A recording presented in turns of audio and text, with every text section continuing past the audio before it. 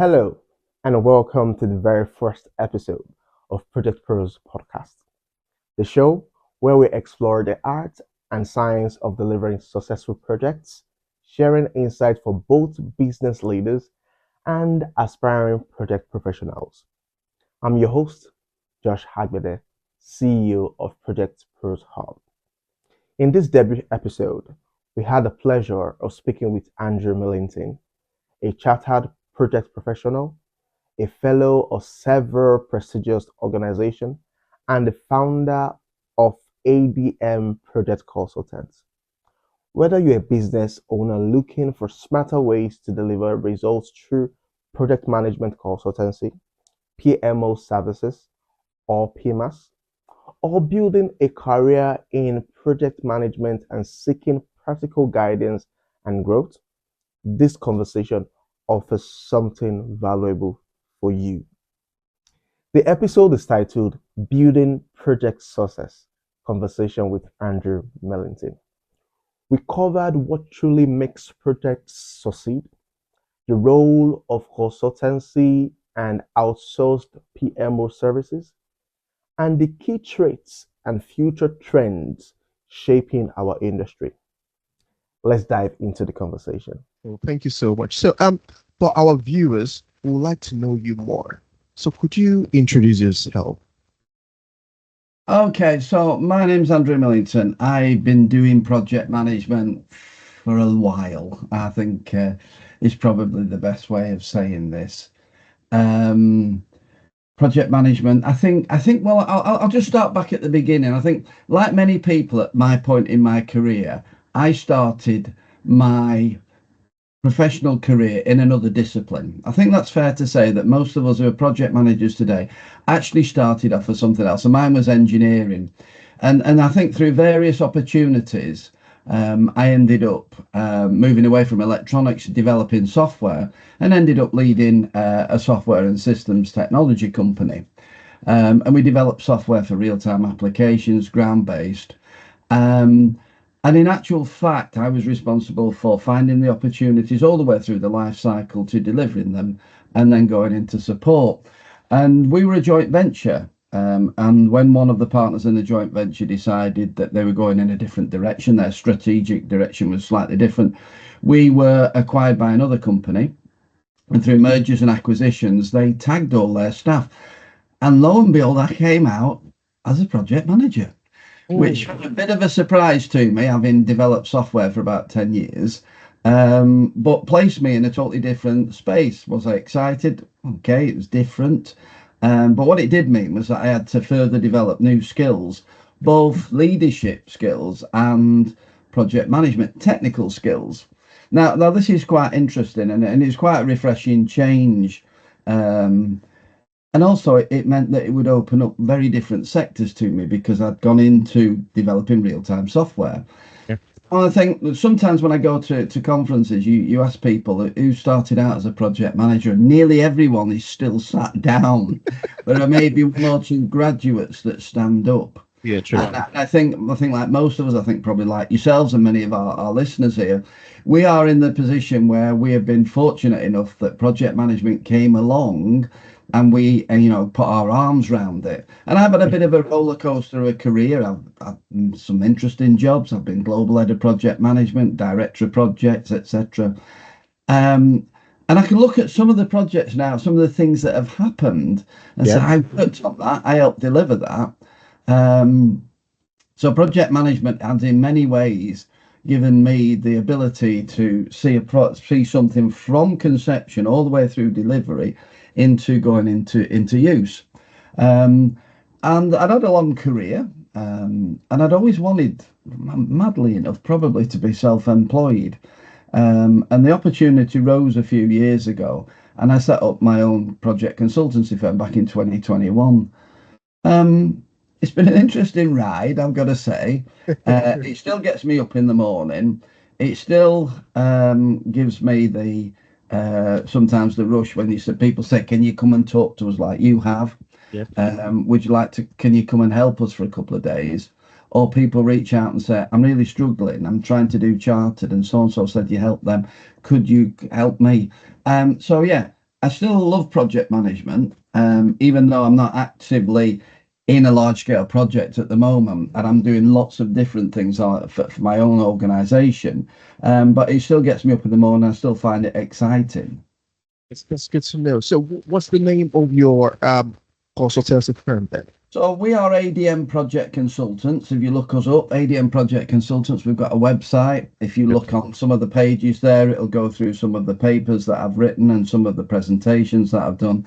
It'll talk about we offer a number of things, and in many ways you can have a look at that. And if you want to have a further conversation, you can reach out to us. The phone number's on there, emails on there, etc.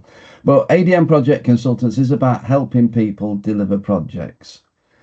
And I'm fortunate enough at my point in my career is if I don't want to go on to a project, I don't need to. So I'll only go somewhere where I think that we can add value. If it's to go and make the numbers up, then it's probably not us that you want. So at the moment, we've got a number of clients. This week I'm teaching again, always a very worthwhile activity, always very entertaining as well, to listen to the challenges of other people on their projects. So I'll see tomorrow how many people we've got and what sector they're from. Well, thank you so much for giving us more insight about joining and also your consultancy firm. So just out of curiosity, you've got loads of titles. You've got ChPP, RTP, FAP head. So for our listeners, Well,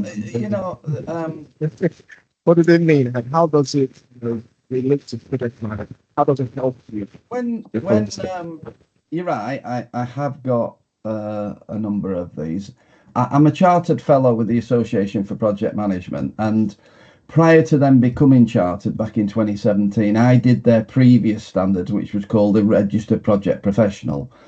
And it was an easy step to transfer from that to chartered. I'm a fellow of the Institute of Leadership and Management, and that's all about bringing new ideas into how you lead projects, how you manage things, how you see things from a different perspective. I've got a certificate in advanced leadership from Cranfield University, a distinction in leading complex projects, programs and portfolios, I can't say it, from Manchester Business School, and a postgraduate distinction in project management. No, I don't like school. Some of these things I did. I used to travel a lot, and rather than sit in a hotel room, I did these accreditations. I undertook online courses and did the accreditations, and that's how I've come to have some of these.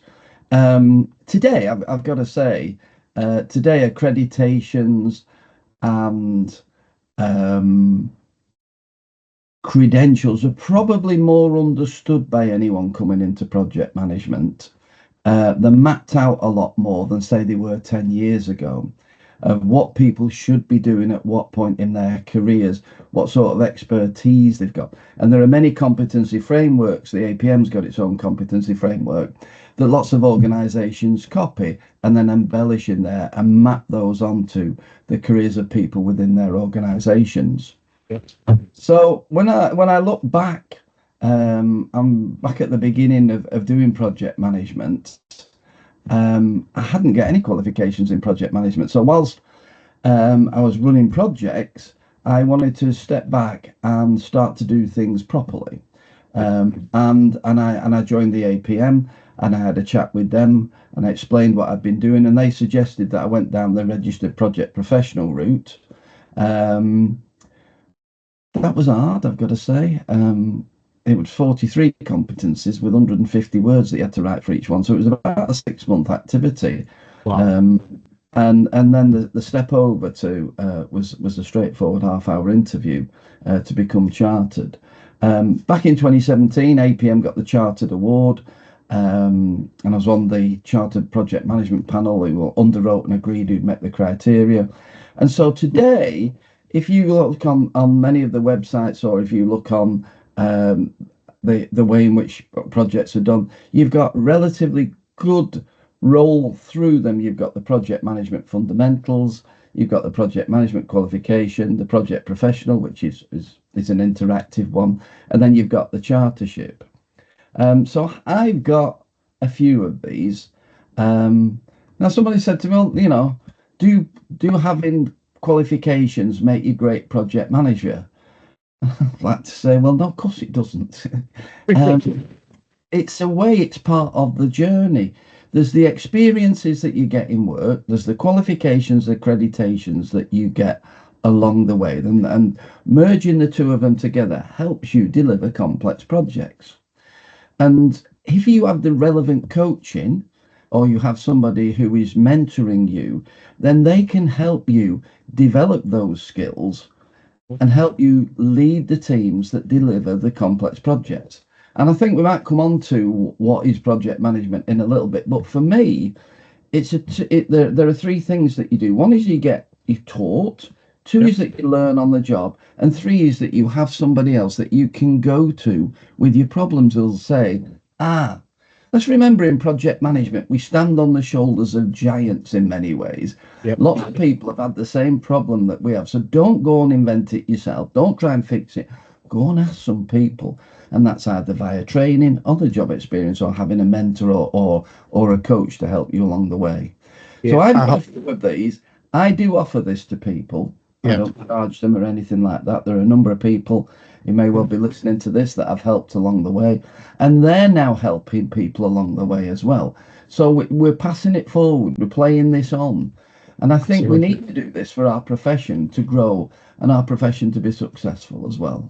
Yeah, I sincerely agree with that, because most people do not realize that you can't get all the lessons from the classroom. You need mentors. You need to rely on other people's experiences. So I agree totally with that.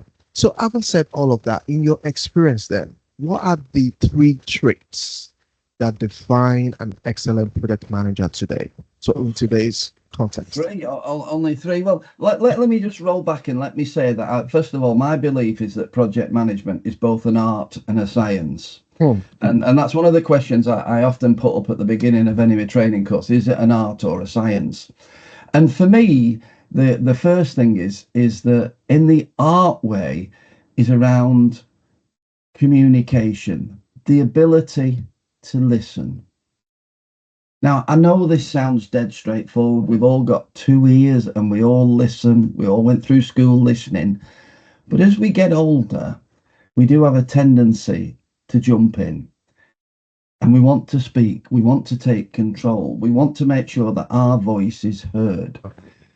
And as a project professional, you've got to remember that there are a lot of people in your team, and each of them may have a different perspective, and each of their voice needs to be heard. So you need to be able to actively listen and communicate and allow the others to speak. And that then helps you build relationships with those people around you. So that's the first one, is communication. And as I said, that's an art. The second one is leadership. Now, if you're going to lead, so all projects are unique, and you're often going to get a brand new team on there. You may know a couple of the people, but you won't know all of them. And in today's world, you may well never meet some of the people in your team in the virtual world that we work in after COVID.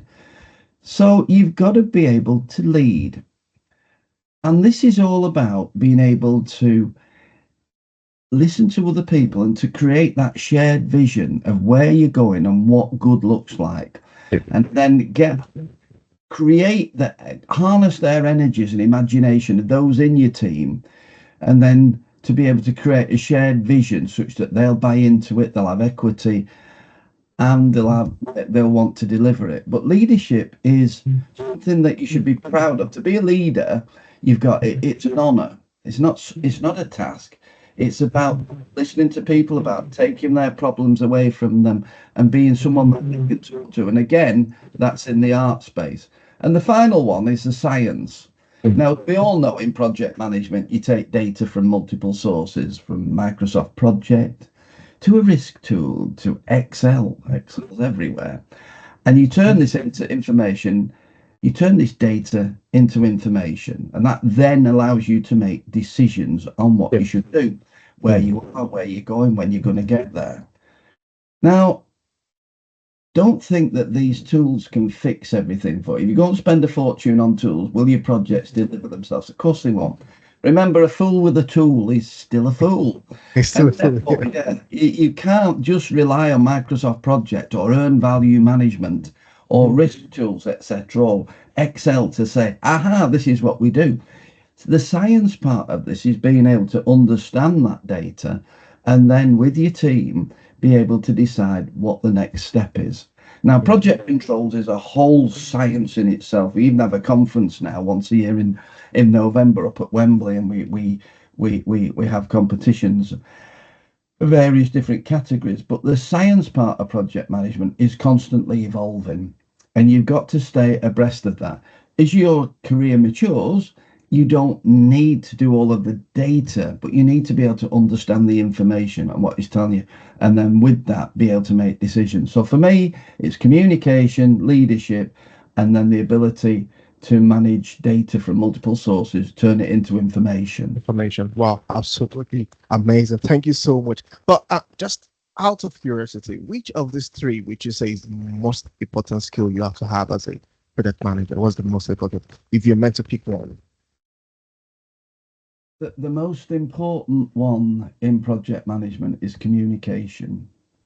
Now, I say that ahead of leadership because communication in today's world is all around managing your stakeholders. And your stakeholders may well be on a screen like this, you may well never actually meet them.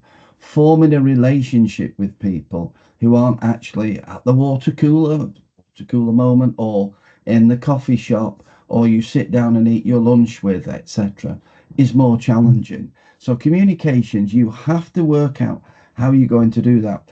And in some days, in some days you may well find that the other person's finished work because they're in a different time zone. Yeah. It may be that you are working with someone whose culture is slightly different, who don't have that same sort of sense of humour, or may well not quite understand. English may not be their first language. So communication is first. Leadership, I mean, I always remember this. People say, born leader. Leadership is the same as anything else. You have to work at it. You go, you read books, you go on courses, you look at how things have gone well, how they've gone wrong, and you adapt and you evolve. It isn't something that you wake up one morning and go, yes, I'm here, that's it, I'm a leader, follow me. No, it's all about developing that. And it's hard. It's as hard as other things because people see things in you that sometimes you don't. Take, for instance, every morning you walk through the office and you say good morning to everyone, and on that one morning where the traffic's been dreadful, your boss has rung you up, he's waiting for you upstairs in the conference room, and you run through and everyone thinks you're in a bad mood. And you're not. You just going to this meeting because of the traffic that's dreadful. And people see things in you. So leadership is like holding a mirror up to yourself all the time, and you've got to evolve from that. And then the science, we can go on training courses for that. Or you can have a PMO and people like that who will do a lot of this work for you and then will explain it to you. And as you move on in your career, you're less close to the data, you're more into the information. Oh, amazing. Thank you so much. That is very, very, explanational. You just explained everything to us. Thank you so much. So from your experience then, what are the common mistakes that you find organizations making when managing projects, and how do they avoid these mistakes? Well, I've got a webinar on the 19th of June about this, but we'll not go into that one yet. And the first thing is that lots of organizations, ask yourself, are we planning around the facts? Because a lot of organizations rush headlong into projects thinking that they'll work out the details later on. They may well have never done a project like this before, but they won the contract, we've celebrated, we start work on Monday, you're the project manager, set your team up and off you go. And have they looked at the things like Pestle or SWOT or VUCA and looked at the context of the project in the real world in your organization? And a lot of projects rush straight on in without doing the planning phase. Plan the work the plan. A lot of organizations do that. There are many reasons for it. The customer, well, they'll drag their feet giving the contract. They've got people who are available that they want to utilize and generate revenue with. But there are so many times where you go to projects and they didn't have a detailed project management plan. They haven't defined the governance that they're using, and they haven't gone down and got an integrated baseline schedule, or they've created risk which are just generic, and they don't really know what they need to do. So that's the first one. The second one is around the role of the sponsor.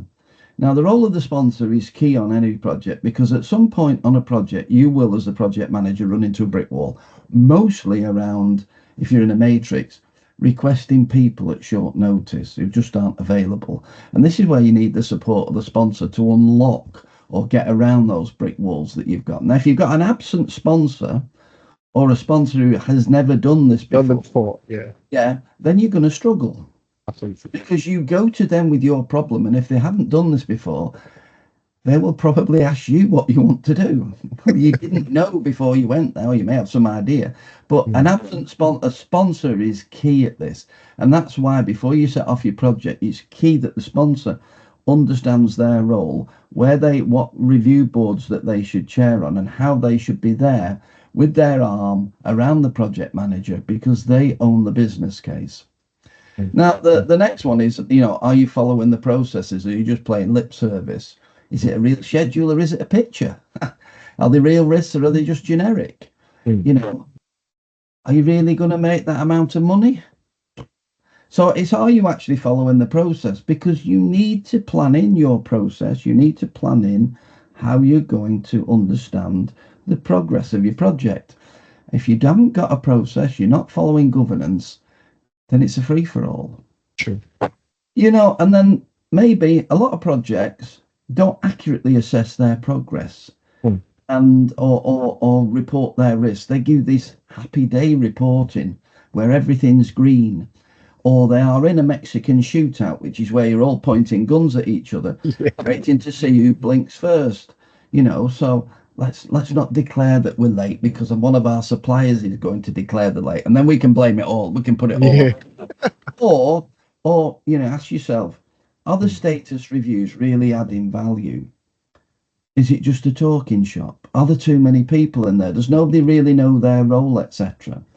And then the last one is, have you got the right skills to deliver this project? There are a lot of people who say that they're project professionals, who come onto projects with no accreditation, no experience, and then just try and wing it. Now, on a relatively straightforward project, I don't like to say a simple project, but a routine project, you could possibly do things like that. But as projects get more complicated and complex, you can't do that.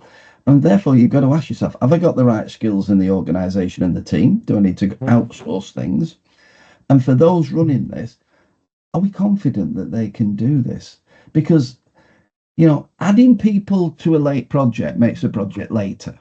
Changing the project manager doesn't help you, because you're bringing different people in at different times in a project. So have I actually got the right skills? So for me, are we around the facts? Have we got a sponsor, or are they absent? Are we following process? Are we actually assessing our progress and risk properly and adding values in our reviews? And do we really know how to deliver a project of this complexity? Now, if you can answer all of those, then you should be able to deliver it. But let's remember, when you look at some of these large complex projects, a vast amount of them is in the bought out. They don't hold the core skills anymore in organizations. So you have to have that capability to manage third parties as well. And that's a little bit more difficult than managing people in your own organization. So yeah, they're the sort of 5 things I would suggest. I mean, there are a lot more that you can cover off. There is always a story of, come on, Joshua, take this project. Any help that you need, I'm here. They're running down the road. But there is always a case with it that you've got to try and balance off what your project's trying to achieve with your business as usual and your other projects that you've got as well. That makes a lot of sense. So on the back of that, then, if you find yourself in an organization where the project is already going off track, so how do you approach a project that needs to get recovered when it's already going off track? You know, it's interesting this. I mean, I think when we talk about projects going off track, we need to first of all understand where the project's up to, and understand then the steps that we should take to change its trajectory. Now, I've always said this: project recovery is not about going in there and telling people they don't know what they're doing. It's not about going in there and beating up the people doing the project, say this isn't good enough. You know, it's about going in there and putting your arms around the shoulder of the project manager and saying, "I'm here to help you." Now, I'll be honest with you, those in the project will know why it's going wrong. They'll know, and they may not want to tell anybody because people aren't listening to them anymore. It's often called the sound of silence on a project, where people just simply stop talking because no one listens. It's not the song by Simon and Garfunkel, "Hello Darkness, My Old Friend." But this is where you need to be able to listen and get the team into a way, well, they'll tell you what the problems are that they've encountered. And they'll also have a set of options, mostly around how you can get around it. And you as a person going in there needs to harness that energy and get them to pay into a rebaseline such that they feel ownership and equity in that. It's not about going in there and bish, bash, bosh, I'm the king and shouting, you need to do what I say. It's about going in there to help the people. And then from that, you can then lift that project out, rebaseline that, and then put proper reviews in along the way.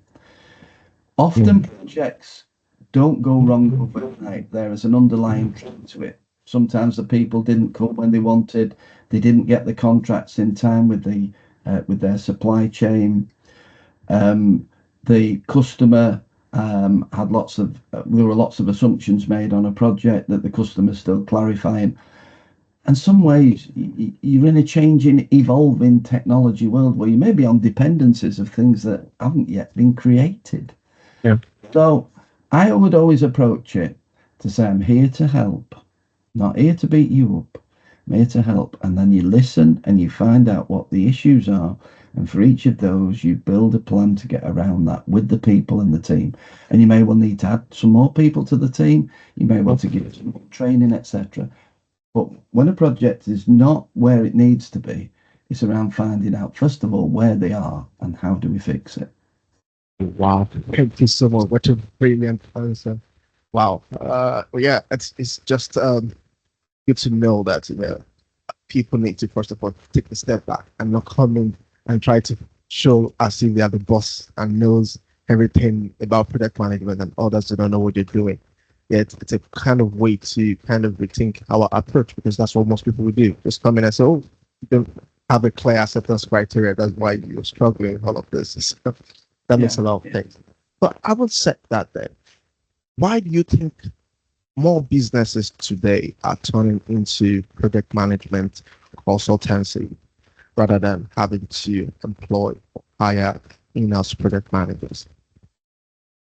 Well, if you look at the rate of change of things today, let's take technology, legislation, regulation, tools. The world is changing at the fastest it's ever done in our history. Yeah. Projects deliver the changes that we're seeing. And more projects are becoming complex. And when I say they're complex, you look at a project and you say, can you see the end from the beginning? What dependencies are there? On complex projects, if something is late, then when it is finally delivered, it interacts in a different way. You have to keep working around things, constantly changing the way in which you're doing things, because you've never done a project like this before. Yeah. And in a complex project, you start to find that some of the assumptions that you made and some of the things that you believed at that have evolved and changed. Now, many of the organizations don't have the capacity to be able to run several large-scale complex projects. They just don't. They don't hold people on the bench with the skills.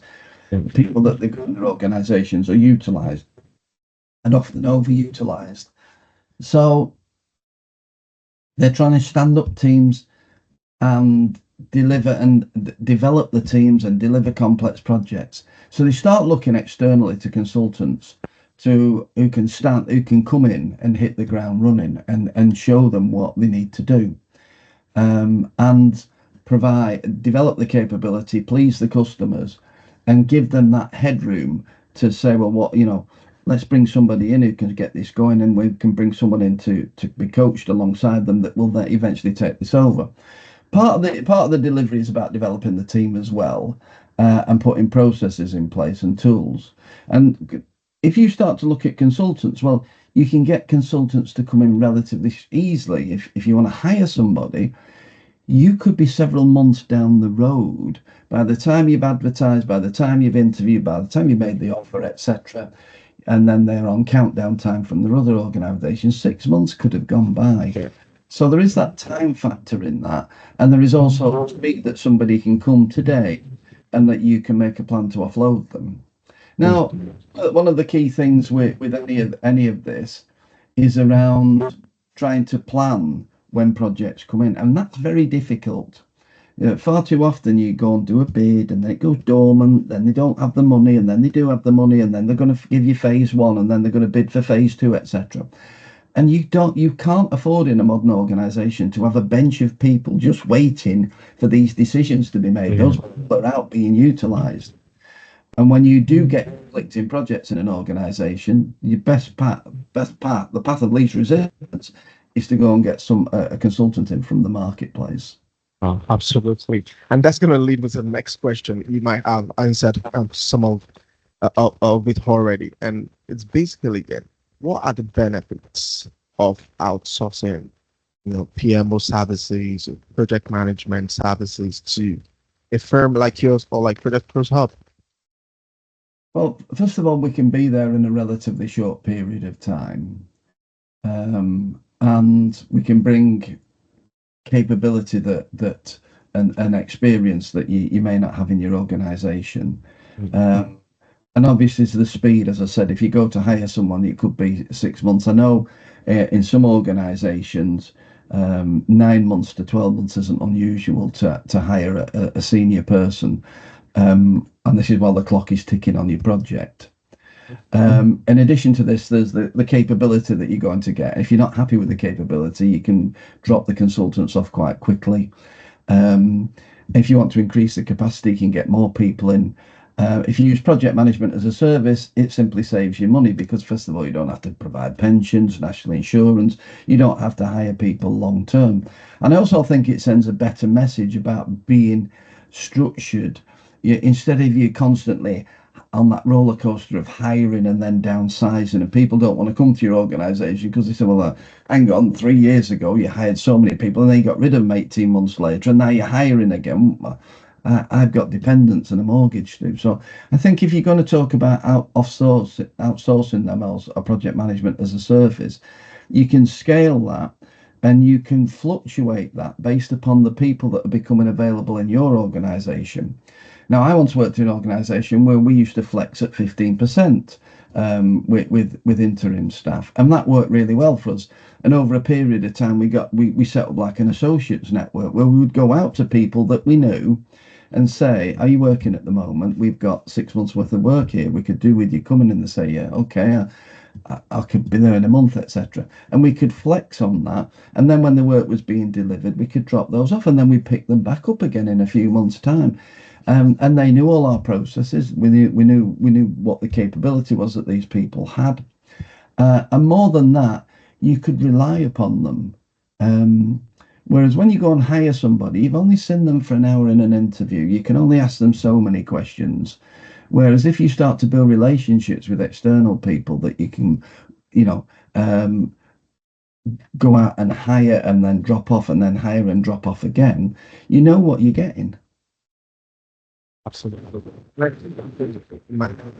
It's about the emotions that runs, through all of these processes. Because if you hire somebody who, in their mind, they're now full-time staff, and down the line, after 9 months, the product has been delivered, you tell them, "Oh, you're now being made redundant." So to avoid that kind of conflict, that kind of emotional, issues, just get contractors who understand they're in for. a couple of period of time they're bringing on the expensive. That's But right. what do you think? That's right. And I mean, the people, I think you've not got to see contractors or outsourcing this as a threat. You've got to see it as something that you can control.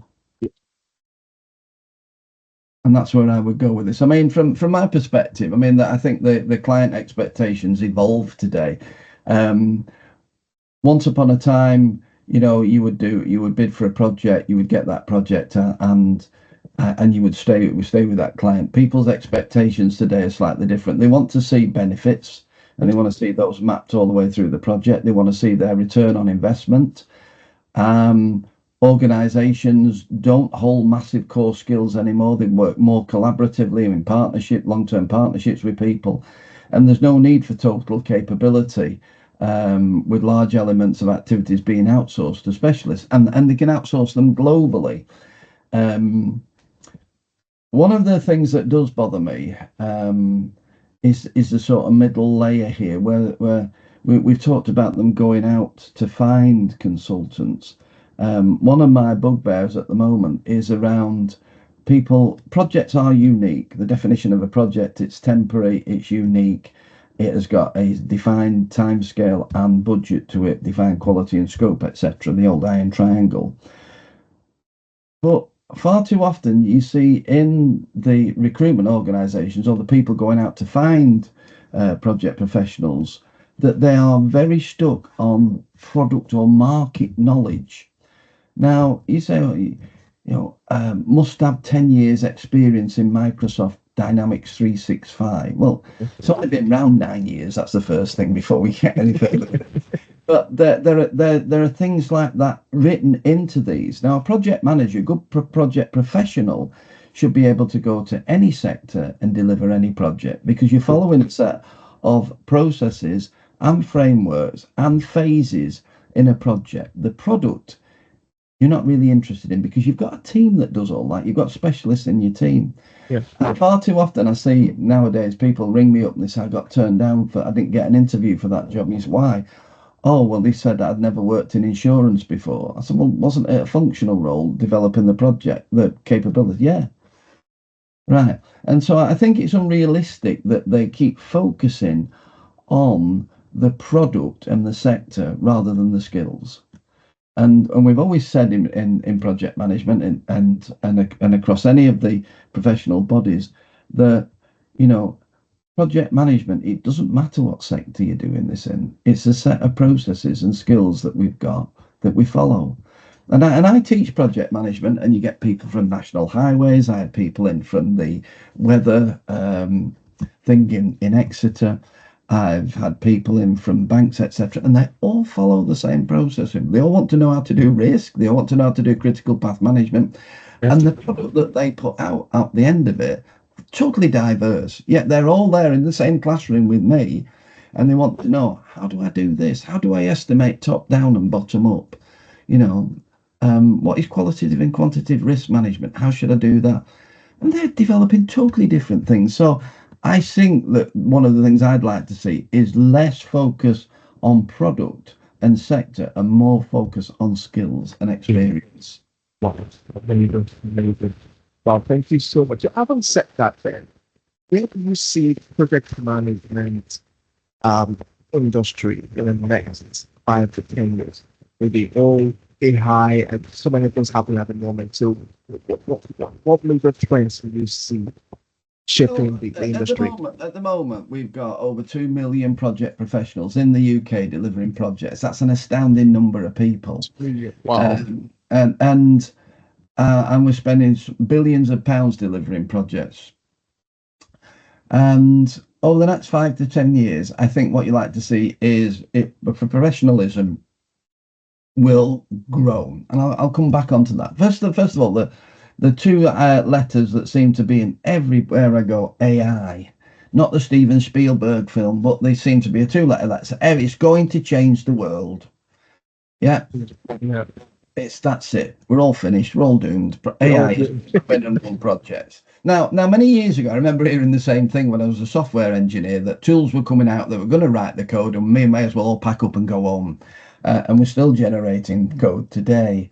So it'll be certainly interesting to see where AI will be. But I think we have a tough time assimilating data from different sources, and then creating information from it. And AI can help us.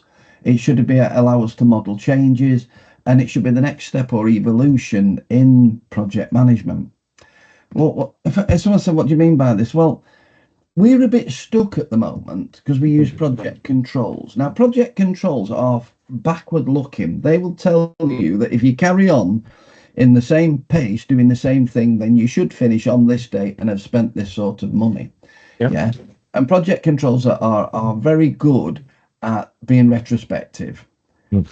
But we don't have anyone up in the crow's nest or anything like that looking at the issues that are coming towards us. We can try to simulate that by having quarterly forward-looking reviews, but we haven't got any of that. And so we can't model in the same way. And we don't have enough people in the teams to say, well, we'll actually work out what we've done and what we've got to do. But what we actually need to do is constantly model. AI should allow us to do that, to see what problems are coming towards us and how we can react and give us a set of options. That's the first thing I'd like to see in the next 5 to 10 years. Second thing is about becoming more professionalised. And that means where today we've got courses at university. Most universities are running project management courses. You can get a degree in project management. Yeah. And there's a route to chartership that's well known, and there's a set of competencies that you have to master that map onto where you should be in your career, what you're doing, where you're going, the qualifications. So I'd like to see it more professionalised. Yeah. And one of the other things, I'd like to see more regulation around project management. You can't, in accountancy, you have to be a chartered accountant to do the books for companies. Yeah. In construction, you have to be a chartered person to be able to do plans, etc., a chartered quantity surveyor, etc. But in our in our profession at the moment, anyone can come along and say, I'm a program manager. Yeah. And got no qualifications, and they'll come along and get through an interview or whatever. And I'd like to see us more legislation and regulation around what qualifications and experience you should have to be able to deliver certain projects. Same in engineering, you have to get underwritten to be able to sign certain things off. Absolutely. And in project management, anyone can rock up. I'm a program manager. Are you? Yeah, you asked me. And I'd like to see that. So AI would be the first one, more professionalization and more education. And the third one will be around legislation and regulation in it, such that if you've got to be chartered to run this type of project, and you've got to be underwritten, because I think then we'll start to see more success. Yeah, because that way at the moment, so we've got over 2 million professionals who are project managers at the moment in the UK. How many of these guys are actually qualified and certified? But legislation will be something that will help fix that. So we have, aspiring project managers listening to this podcast at the moment. What would be the advice you would give as regards to building a sustainable and fulfilling career in project management? What would you have? So first of all, I would say that going into project management is a great career. You'll never be bored. There's plenty of challenges. And you'll be able to look back and say, I delivered that project, or I was part of that project. Now, my advice for anyone who's coming into projects for a fulfilling career is, first of all, master the basics. The linkage between performance, deliverables, spends, risk, etc. You need to understand that, because people will try to tell you that everything's all right. And if you understand that you can look at the all of it as an entity in the integrated baseline and say, that doesn't look right to me. You've spent less than you thought you should have, yet you've achieved more. Than how have you done this? So it allows you to ask those questions. So that's, master the basics. Second one, again, around communications. Don't jump in, let people finish what they're saying. Be inclusive, make sure everyone has got a voice in a meeting. And then around leadership. Now leadership's an honour. It isn't something like having your name on a door or having the last word in every meeting. And it's not about being the most senior person in the room. It's an honour that you've got people who have spent all their time in education and in universities that are then working in the team that you're leading. Now, there is one last one last thing that I always try to say to people, and as you get a little bit further on in your career, you'll start to fill up your CV, and your CV will say project manager on project X from this date to this date, and in between there will be a dash. Now this dash, there's one on every keyboard, there's one here on the one, and I could be start to say morbid and say, well, actually, we'll all end up with one of those, and it'll say the date we're born to the date that we left. But as a project leader, when you look at that dash in between those two dates when you were doing that job, how do you think people perceived you? Do they, people in your stakeholders, in your team, in your supply chain, even in your customers, etc.? When you look between those two dates, what do you think people will see? Think of you between those two dates? If you're walking down the road and I saw John coming the other way, who'd worked with me in 2016 to 2018, would he suddenly bend down behind a car and try and fasten his shoe because he didn't want to talk to me, or pop into a shop? Or would they come over and say, oh, it's great to see you. Do you remember when we used to work on this, that, and the other? So I always suggest to people that if you've got an open dash at the moment on your current project, 2024 to Right. what is it? How is it that, what do people think of you on that project? How are you perceived? How are you going to look back on this as a great experience working with you as the leader of the project professional?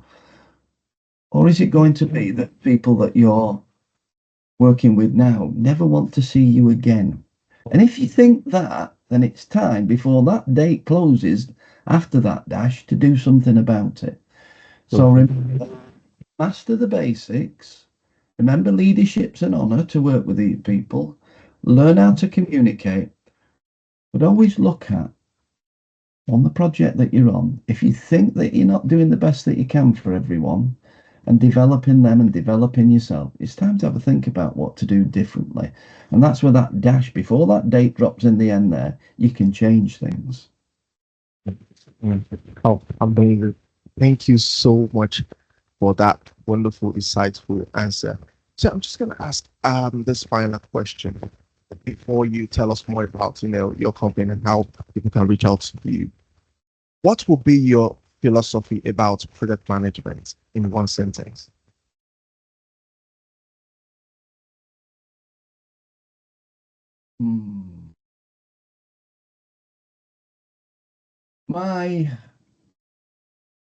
My philosophy would probably be that, remember that it's both an art and a science, and for project management today you need both. Project management is an art and it's a science, and you need both of these skills to deliver projects today. Oh, amazing. Thank you so much. It's been a pleasure having you on this podcast. In fact, this is our fourth podcast ever at ProjectPros Podcast. So just for others to know more about you again, could you tell us more about how we can find you, or if anyone would like to reach out to you at ADM Project Consultants? So you can look on our website, ADM Project Consultants. Basically, we offer three things. We can come and set up your projects and deliver your projects, programs, or portfolios. And we've successfully done that across a number of different sectors. We can provide support to turn around your project. So if you have a project that you think isn't working the way in which you want to do, we can come in and have a look and write you a report and suggest some steps that you could take to rectify that. And the last thing that we do is we can develop capability. So we run all of the APM training courses. We can come in and help you set up your capability, your people, your processes, and your tools, such that you've developed a capability for the present projects that you've got and the future ones. Our next project or our next webinar is on the 19th of June at lunchtime. And this is one called Why Do We Let Projects Fail?, where some of the topics that we've talked about today, funnily enough, may well be in there. And it's all done with a bit of good humour as well. Serious topics done with good humour. If you want to come along to that, it's on the APM events. It's an hour. You'll get 1 hour's worth of CPD. One of the things I like to do for people as well is to reassure them that they're not on their own. And I will say this is that we stand on the shoulders of giants in project management. If you're stuck, don't sit there struggling. Give us a shout. If I don't know the answer, and I probably won't, then I will know someone who can help you. But in the reality of project management, I've been doing this for about 30 odd years. I've delivered some amazing projects and worked with some amazing people. And I'd like to be able to bring value to any customers who are in difficulty at the moment, who are short of people. Or I can run training courses for you, and we can help develop your capability in-house to move from where you are today to where you want to be as part of your strategy. Oh, amazing. Thank you so much, Andrew, for gracing this wonderful podcast, the fact we made in one. And for our listeners, just to prove to you the kind of capability we've got, Andrew is one of our top consultants at ProjectPros Hub. So we work hand in hand. So we look forward to having you again. And if you are available, make sure that you make it to that webinar on the 19th of June. And we see you next time on our podcast. Thank you so much, Andrew, for joining us today. And I say enjoy the rest of your day. All right. Thank you, Joshua, and you enjoy yours. Cheers then. Thank you. Cheers. Bye.